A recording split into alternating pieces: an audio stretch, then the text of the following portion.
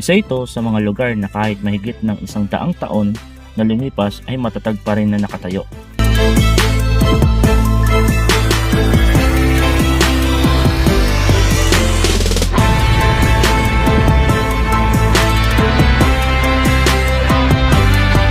Tara, samahan niyo ako at tuklasin natin ang isa sa pinakasikat na historical landmark ng Ilocos Norte, ang Cape Bojidor ng Lighthouse.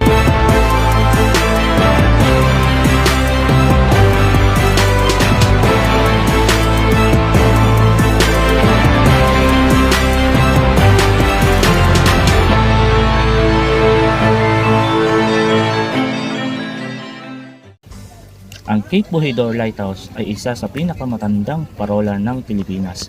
Pagdating mo pa lang dito, mapapansin mo na agad ang ganda ng lokasyon. Nakatayo ito sa mataas na bahagi ng Burol, kaya kitang-kita ang mga malawak na tanawin ng dagat, kabundukan, presko ang hangin at talaga naman mapapahinto ka para namnamin ang view. Aakit muna tayo.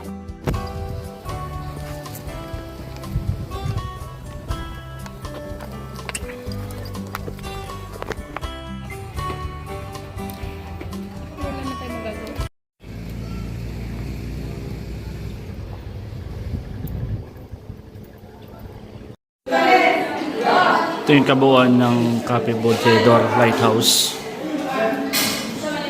Tapos ito yung mga picture nila. Mga lumang picture. Ito bago na yung mga iba. The local history program. Oh. Uy, ayun si BBM. Ano pa?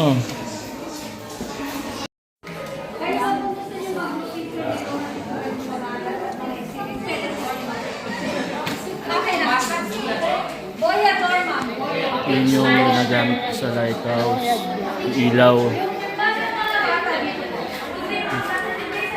Kids, Ito yung pinaka-actual. Yun, yung parang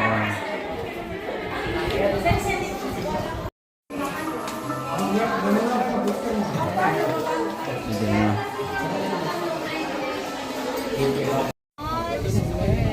Okay, sir, tingin sa tower mo. One more, three, Yan yan. Yan. Oh, ito yung ilaw. Kasi ilaw ito yun.